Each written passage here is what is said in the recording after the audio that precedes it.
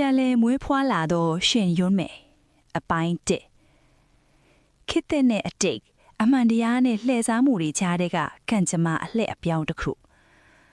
2026ခုနှစ်ရဲ့မှောင်မိုက်တဲ့ညတညမြို့ပြရဲ့မိုးဆက်တွေကြားမှာဥဒျိုတန်းတွေကစူညံနေတယ်စုံတော့အိုလီဗာအထက်တော့ဒီညဟာတာမန်ညတညမဟုတ်ခဲ့ဘူးတရကန်နောက်ကိုအသက်လူလိုက်လံဖန်စီရင်ရှီဟောင်ဖျားပြက်ကြီးတစ်ခုတည်းရောက်သွားတဲ့အချိန်မိုးကြွေပစ်တန်းနဲ့အတူကဘာလောကကြီးတစ်ခုလုံးအထူရောင်အလင်းတန်းတွေအောက်မှာပျောက်ကွယ်သွားခဲ့တယ်။အိုလီဗာပလန်နိုးလာတဲ့အချိန်မှာတော့မြင်ကွင်းတွေကလုံးဝပြောင်းလဲနေခဲ့ပြီ။ခင်မီတဲ့အဆောက်အဦတွေအစားခန်းနိုင်ထေဝါတဲ့နန်းတွင်းဆောင်တစ်ခု။အန်အောစရာအကောင်းဆုံးကတော့မှန်ထဲမှာမြင်နေရတဲ့သူမရဲ့ပုံရိပ်ပဲ။အရင်ကလိုတွယ်လျက်ချစ်လျက်တဲ့စုံတော့တယောက်မဟုတ်တော့ဘူးအနှဲငယ်ဝါဖြူပြီးရိုးဝလွန်နဲ့အမတ်ကြီးသမီးရှင်ရွန်းမယ်ခနေခဲ့တယ်ဒီခန္ဓာဟိုရဲ့ပိုင်ရှင်ရှင်ရွန်းမယ်ဟာတမျိုးလုံးရဲ့လောင်ပြောင်မှုကိုခံနေရတယ်သူ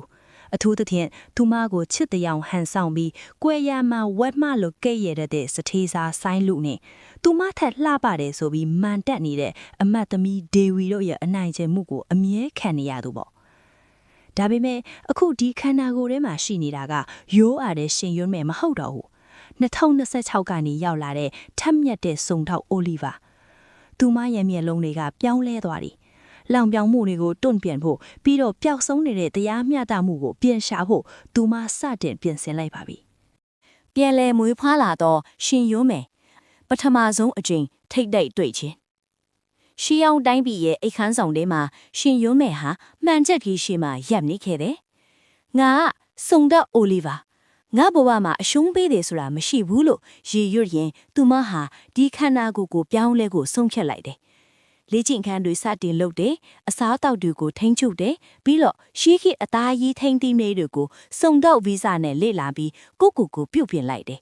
မကြခင်မှာပဲဝါဖြိုတဲ့ရှင်ရွန်းမယ်ဟာတွယ်လျက်လှပပြီးညံထက်မြက်တဲ့မိန်းမလေးတူဖြစ်ပြောင်းလဲသွားခဲ့တယ်။ဥယျာဉ်တော်ထဲမှာပြုတ်လုတဲ့နန်းတွင်းပွဲဆက်တစ်ခုမှာရှင်ရွန်းမယ်ဝင်လာတဲ့အချိန်မှာတော့အားလုံးကအံ့ဩလုံးလို့မှင့်ထသွားကြတယ်။သူမရဲ့လှပမှုကဒေဝီထက်တောင်တာလို့နေခဲ့ပြီ။ဆိုင်းလူရဲ့မျက်လုံးတွေကလောဘဇောတွေနဲ့တောက်ပါလာပြီးဒေဝီရဲ့မျက်နှာကတော့မနာလိုစိတ်ကြောင့်ပြက်ယွင်းသွားခဲ့တယ်။ဒေဝီကရှင်ရွန်းမယ်ကိုအဆက်ခွဲဖို့ပလန်ဆွားလိုက်တယ်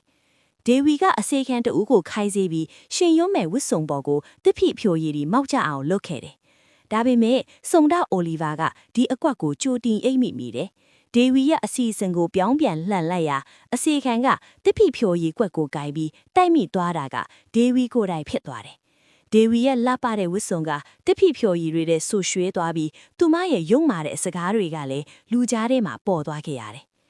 ပွဲစော်ကနေအပြန်လန်းမှာတော့ရှင်ရွန်းမယ်ဟာမြို့ထဲမှာဖြစ်ပွားနေတဲ့ထူးဆန်းတဲ့ခိုးမှုတစ်ခုကိုစုံစမ်းနေတဲ့အရေးပိုင်မင်းတတိုးရာဇာနဲ့ပထမဆုံးအကြိမ်တွေ့ဆုံခဲ့တယ်။တတိုးရာဇာကခန့်ညားထက်မြက်တဲ့အရေးပိုင်မင်းတူရှင်ရွန်းမယ်ကစုံတော့ဗီဇအတိုင်းအမှုသွားအမှုလာကိုစိတ်ဝင်စားတဲ့ထင်တတိုးရာဇာကိုတွားရောက်ကူညီတယ်။ဒီချေရောင်ကိုကြည့်ရင်တီယာကန်ကဘေးဘက်ခြေတောင်မတန်ဘူးဆိုတာသိတာလေလို့အိုလီဗာကပြောလိုက်သည့်အခါတတိုးရာဇာသည်သူမရဲ့ထူးခြားတဲ့စုံတောက်စွမ်းရည်ကြောင့်ရင်ခုန်သွားရတယ်။မင်းကဘာတူလဲလို့တတိုးရာဇာကမေးလိုက်တယ်။တတိုးရာဇာရဲ့အံ့ဩမှန်တက်နေတဲ့မျက်လုံးတွေကိုကြည့်ရင်ရှင်ရွန်းမယ်ဟာနှုတ်ခမ်းအစုံကိုလှပစွာတွန့်ကွေးလိုက်ပြီးခက်လေးလေးပြုံးရလိုက်တယ်။ကျမကရှင်ရွန်းမယ်ပါ။ဒါပေမဲ့အရင်ကရှင်ရွန်းမယ်မဟုတ်တော့ပါဘူးလို့တိုးညင်းသည်နက်မြဲတဲ့အတန်နဲ့ပြောလိုက်တယ်။ထို့နောက်သူမဟာတီငင်ကြော်ရှင်းတဲ့ဟန်ပန်နဲ့နေရာကနေလွှဲထွက်သွားခဲ့တယ်။တတိုးရာဇာကတော့လွတ်မျောသွားတဲ့သူမရဲ့ဝစ်စုံစလေးတဲ့နဲ့နေရာမှာလဲကြောက်ရွံ့လိုကြံ့ရစ်ခဲ့တယ်။အရင်ကရှင်ရွန်းမယ်မဟုတ်တော့ဘူးဆိုတဲ့စကားလုံးတွေကသူ့ကောင်းထဲမှာထက်ခါထက်လက်မြေဟဲနေခဲ့တယ်။သူမရဲ့ထက်မြက်တဲ့မျက်လုံးတွေပြတ်သားတဲ့အပြောအဆိုတွေနဲ့ထူးခြားတဲ့စုံတောက်ညံရည်ကသူ့ကိုဆွဲဆောင်သွားခဲ့ပြီ။တတိုးရာဇာဟာနေရာကနေမခွာနိုင်ပဲသူမအဝေးသို့ပျောက်ကွယ်သွားသည့်အထိငဲကြည့်ရင်ကြံ့ရစ်ခဲ့ပါတော့တယ်။အပိုင်း3အကွက်ကြကြလက်စားချီချင်းဆိုင်းလူဟာရှင်ရွန်းမယ်ရဲ့ပြောင်းလဲသွားတဲ့အလှအပနောက်မှာယူသွက်နေပြီးသူမရဲ့အမတ်ကြီးဖခင်ပိုင်ဆိုင်တဲ့ရွှေတိုက်ဆိုးအာနာကိုလည်းမမောနေစေပါ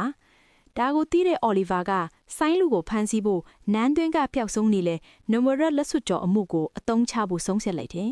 သူမဟာဆိုင်းလူနဲ့တွေ့တဲ့အခါရိုးအဟန်ဆောင်ပြီးတိုးတိုးလေးပြောလိုက်တယ် ကိုဆိုင်လူကျမအဖေသိမ်းထားတဲ့လက်စွပ်တော်ကြီးကိုခဏယူထားမိလို့ဘယ်မှာဝှက်ထားရမှန်းမသိချင်နေတယ်တဲ့လောဘဇောတက်တော်တဲ့ဆိုင်လူဟာအော်လီဗာရဲ့အကွက်ထဲကိုတက်တက်ကြီးတိုးဝင်လာပါတော့တယ်ရုံးမယ်စိတ်မပူနဲ့ကိုစီမှာခဏပေးထားလိုက်ကိုလုံကြောင်အောင်သိမ်းပေးမယ်လို့သူကကူနီချင်းအောင်ဆောင်ပြီးပြောပါတယ်အော်လီဗာကအခွင့်အရေးကိုလက်မလွတ်ပဲအတူပြုတ်လောက်ထားတဲ့လက်စွပ်တက်တာကိုသူ့လက်ထဲအပ်လိုက်တယ်ဒါပေမဲ့ထိုတက်တာရဲ့အောက်ခြေမှာတော့မမြင်နိုင်တဲ့နန့်သားစီထူးတစ်မျိုးကိုသူမတုံ့လင်းထားခဲ့ပါတယ်နောက်တနေ့နိုင်ရင်ပြင်းမှာအရေးပိုင်မင်းတို့ရစားကလက်စွပ်တော်ပလောက်ဆုံးမှုကိုစစ်ဆေးတဲ့အခါအော်လီဗာကရှေ့ထွက်ပြီးအကြံပြုလိုက်တယ်ဒီလက်စွပ်တော်ကိုထိတွေးတဲ့သူရဲ့လက်မှာမမြင်နိုင်တဲ့အနံ့ဆွဲကြံရစ်ပါတယ်အရေးပိုင်မင်းရဲ့အနံ့ခံခွေးတွေကိုတောင်းပြီးစစ်ဆေးတင်ပါတယ်လို့ဆိုပါတယ်တို့ရစားကသူမရဲ့စုံတော့ညံကိုသဘောကျသွားပြီးချက်ချင်းအမိန်ပေးလိုက်တယ်အနံ့ခံခွေးတွေဟာလူအုပ်ထဲကဆိုင်းလူစီကိုတန်တန်မတ်မတ်ပြေးသွားတဲ့အခါဆိုင်းလူမျက်နှာပြက်သွားခဲ့ပြီဒါမခင်နိုင်ဘူးငါမှမရှိဘူးလို့သူညင်းဆိုပေမဲ့တို့ရစားရဲ့အမိန်နဲ့သူ့အိမ်ကိုဝင်ရောက်ရှာဖွေတဲ့အခါအော်လီဗာကြိုတင်ထည့်ပေးလိုက်တဲ့လက်စွပ်အတုတက်တာကိုတွေ့ရှိသွားပါတယ်ဒါဒီမကော့သေးဘူးထိုတက်တာထဲမှာဆိုင်းလူတခြားကလေးစီကလင်ဖျားခါတဲ့ငွေစင်းရင်မတန်းတွေကိုလေအော်လီဗာကအကွက်ကြက်ထည့်သွင်းထားခဲ့တာကြောင့်ဆိုင်းလူဟာလွတ်လန်းမရှိတော့ပါဘူးနင့်ရဲ့လောဘကနင့်ကိုတတ်လိုက်တာပဲဆိုင်းလူလို့အော်လီဗာကခက်အေးလေးပြောရင်ကြည်နေချိန်မှာတို့ရစားကဆိုင်းလူကိုထောင်သွင်းအကျဉ်းချဖို့အမိန့်ပေးလိုက်တယ်ဆိုင်းလူဟာခြေသလုံးဖတ်ပြီးတောင်းပန်ပေမဲ့တို့ရစားကတော့ဂယုမဆိုင်ပဲအော်လီဗာဘေးမှာလာရပ်လိုက်တယ်မင်းရဲ့အစီအစဉ်ကတကယ်ကိုအပြစ်ပြောစရာမရှိအောင်ကောင်းလွန်းနဲ့ရှင်ရွန်းမယ်လို့သူကလေးစားသမှုနဲ့ပြောလိုက်တဲ့အခါအော်လီဗာကတော့သူမကိုမနာစွာကြည့်နေတဲ့ဒေဝီဘက်ကိုလွှဲပြီးစိန်ချောင်းသောအပြုံးတစ်ခုပြုံးပြလိုက်ပါတော့တယ်အပိုင်းလေးအလှပဆုံးသောကလဲစားကြည်ချင်းနန်းတွင်းရဲ့အစင်အလားမဲကဘာရွေးချယ်ပွဲကြီးနီးကပ်လာပြီးဒေဝီဟာအိုလီဗာကိုလူပုံအလဲမှာအဆက်ခွဲဖို့ကြီးမားတဲ့အကွက်တစ်ခုဆင်လိုက်တယ်ပြိုင်ပွဲမှာအလှဆုံးအဝတ်စားမပြနိုင်လေသူဟာနန်းတွင်းကညီထာဝရထွက်ခွာသွားရမယ်လို့ဘရင်ရှိမှဂတိဝင်ခံချက်တောင်းဆိုခဲ့တယ်အိုလီဗာကတော့သူမရဲ့ခစ်တစ်ဒီဇိုင်နာအမည်တွေကိုအသုံးချပြီးမြမပိုးထိုင်တွေကိုပုံစံတစ်နဲ့ချုပ်လုပ်ဖို့စိန်ခေါ်ခြင်းကိုလက်ခံလိုက်ပါတယ်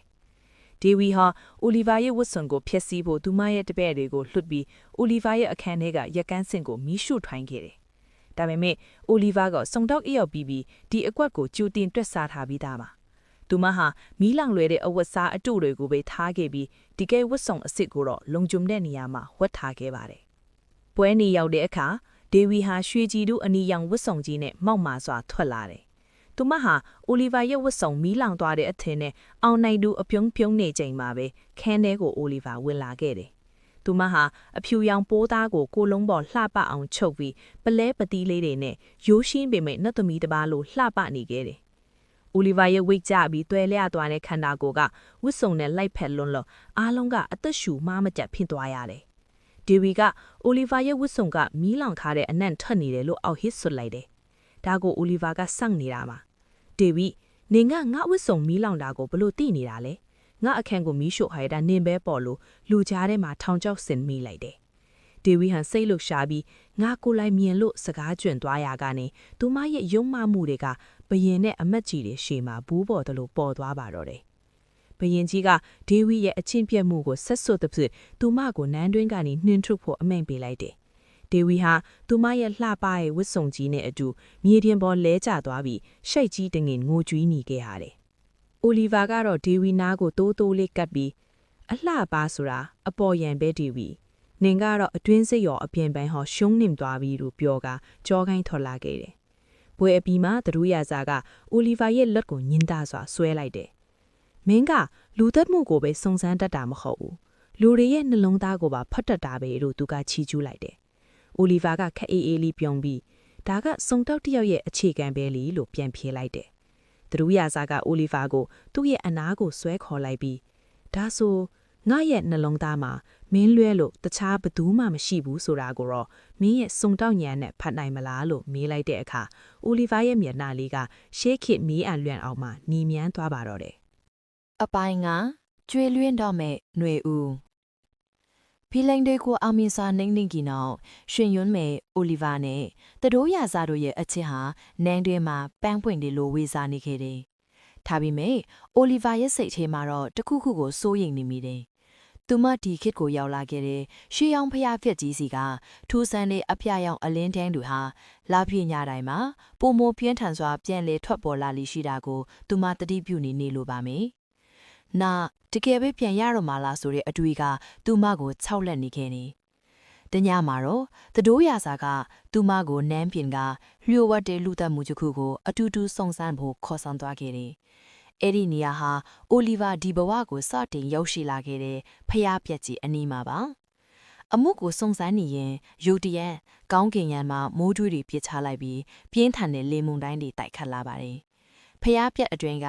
ကြောက်စာတိုင်ကြီးဟာသူမကိုခေါ်ယူနေတယ်လို့မျိုးအပြာရောင်အလင်းတန်းတွေနဲ့တောက်ပလာခဲ့ပြီ။ဒါကငါပြန်ရမယ့်အချိန်ပဲလို့အိုလီဗာသိလိုက်ရတယ်။သူမရဲ့ခန္ဓာကိုယ်ဟာတဖြည်းဖြည်းလွင့်လျိုးလာပြီးအလင်းတန်းတွေကသူမကိုစတင်ဝါမျိုးလာပါတယ်။တတိုးရစားကသူမရဲ့လက်ကိုတင်းတင်းဆုပ်ကင်ထားရင်ရွတ်မယ်ကိုထားမသွားဟာနဲ့မင်းကိုဘလို့မှအဆုံးရှုံးမခံနိုင်ဘူးလို့အော်ဟစ်တာစီနေခဲ့တယ်။အိုလီဗာရဲ့နှလုံးသားဟာလည်းတဆစ်အစီကြေကွင်းနေခဲ့ရပြီ။အိုလီဗာဟာတတိုးရစားရဲ့ပါးပြင်ကိုညင်သားစွာကင်လိုက်ပြီးတတိုးကျမသွားရတော့မယ်။ဒါပေမဲ့ကန်ကျမကကျမတို့ကိုတကယ်ပဲဖန်တီးပေးခဲ့တာဆိုရင်တနေ့မှကျမတို့ပြန်ဆုံကြမှာပါကျမကိုမမေ့ပါနဲ့နော်လိုမျက်ရည်တွေကြားကနှုတ်ဆက်လိုက်ပါတယ်အလင်းတန်းနေပုံမပြင်းထန်လာပြီးတတိုးရစာရဲ့လက်အထည်ကနေအိုလီဗာဟာတဖြည်းဖြည်းပျောက်ကွယ်သွားပါတော့တယ်အပိုင်း6အလွမ်းရဲ့နှဆိုင်ရာအိုလီဗာပျောက်ကွယ်သွားပြီးနောက်ဖျားပြက်ကြီးထဲမှာတတိုးရစာတယောက်တည်းကြံရစ်ခဲ့တယ်မိုးတွေကတဖွဲဖွဲရွာနေပြီမဲ့သူနေရာကနေမထနိုင်ခဲ့လို့ရွန်းမယ်မင်းတကယ်ပဲငါ့ကိုထားသွားပြီလား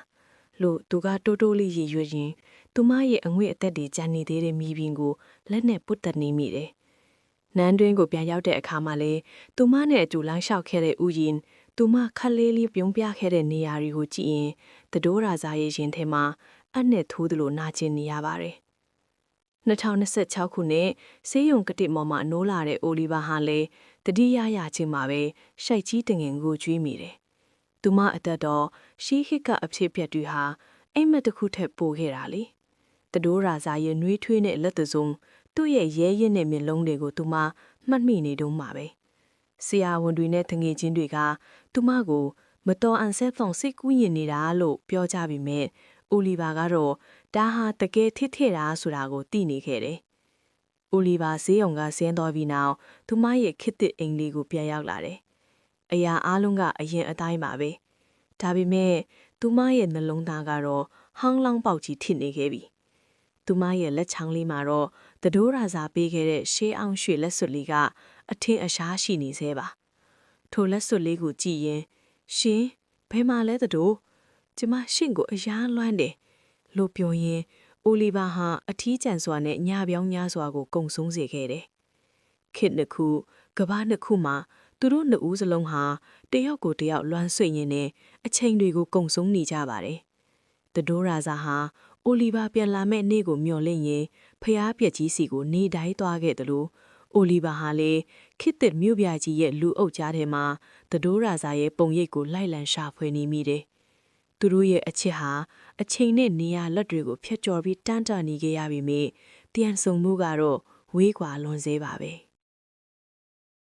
အပိုင်း9ကန်ဂျမာရဲ့စုံမတ်အိုလီဗာရဲဌာနကိုပြန်ဝင်ခဲ့တာတလရှိပါပြီသူမဟာခစ်တစ်ကမာမှာအသားကျအောင်ကြိုးစားနေပေမဲ့သူမရဲ့စိတ်အစဉ်ကတော့လွန်ခဲ့တဲ့နှစ်ပေါင်းရာကြီးစီမှာပဲကြံရစ်နေခဲ့တယ်သူမဟာအရင်တက်ပိုးပြီးအီးဆက်ငိမ်သက်သွားပြီးအမှုတွေကိုပဲအာယုံစိုက်နေခင်တယ်။ဒါပေမဲ့သူမရဲ့လက်ထဲမှာရှေးဟောင်းရွှေလက်စွပ်လေးကတော့တခါတရံမှာထူးဆန်းတဲ့အလင်းတန်းလေးတွေထွက်ပေါ်နေတတ်တာကိုသူမတယောက်တည်းတာသတိပြုမိခဲ့ပါတယ်။တနည်းမှာတော့ဌာနမှူးကအဖွဲဝင်တစ်တယောက်နဲ့မိတ်ဆက်ဖေးဖို့အိုလီဗာကိုခေါ်လိုက်တယ်။သူကတခြားနယ်ကနေယာထူးတိုးနဲ့ပြောင်းလာတဲ့စုံတော့အရာရှိအစ်စ်ပဲတဲ့။အိုလီဗာဟာစိတ်မပါလက်မပါနဲ့တကားဘက်ကိုလှည့်ကြည့်လိုက်တဲ့အချိန်မှာတော့သူမရဲ့တကိုယ်လုံးကြောက်ရွံ့လို့ခဲတော့နေရတယ်။တကားဝမှာရပ်နေလာကနက်ပြာရောင်ဝတ်စုံနဲ့ခန့်ညားလို့နဲ့လီငယ်တူ။သူမရဲ့ရှေ့မှာရပ်နေတဲ့သူဟာရှေးကိကသရိုးရာစာနဲ့တပုံစံတဲပါပဲ။ဒါပေမဲ့ဒီဘက်ခေတ်ရဲ့စုံထောက်အရာရှိဝတ်စုံနဲ့ပေါ့။ သူကအိုလီဗာကိုစိုက်ကြည့်ရင်အရင်အတိုင်းနှွေးထွေးတဲ့အပြုံးနဲ့နှုတ်ဆက်လိုက်ပါလေမင်္ဂလာပါကျွန်တော်နာမည်သတို့ရစာပါအရင်ကတီးခဲ့ဘူးသလိုပဲခံစားရတယ်နော်စုံတော့အိုလီဗာရဲ့အိုလီဗာရဲ့နှလုံးသားဟာအဆက်မတန်ခုန်လာပြီးမျက်ဝန်းတွေထဲဝမ်းသာမျက်ရည်တွေပြည့်ရှံသွားခဲ့ရတယ်သူတို့နှစ်ဦးရုံးခန်းရဲ့ဝရန်တာမှာတီးတန့်စကားပြောဖြစ်ကြတဲ့အခါသတို့ရစာကသူ့ရဲ့ရင်ဘတ်အိတ်ထဲကနေအရာတစ်ခုကိုထုတ်ပြလိုက်တယ်အဲ့ဒါကတော့အိုလီဗာရှေးခေတ်မှာကြံရစ်ခဲ့တဲ့သူမရဲ့ခေတ်သစ်ဆုံးထောက်တစ်စိတ်လေးပါပဲဒီတစ်စိတ်လေးကကျွန်တော်မိသားစုမှာမျိုးရိုးစင်စစ်ထိမ့်သိမ်းလာခဲ့တဲ့အဖိုးတန်ပစ္စည်းတစ်ခုပေါ့ကျွန်တော်ဒီနေ့အထိဒီပိုင်ရှင်ကိုရှာနေခဲ့တာလို့သူကပြောလိုက်တဲ့အခါကံကြမ္မာဟာသူတို့နှစ်ဦးကိုအချိန်ကာလတွေကိုဖျက်ကျော်ပြီးပြန်လဲစုံစည်းပေးလိုက်ပြီးဆိုတာအိုလီဗာသိလိုက်ရပါတော့တယ်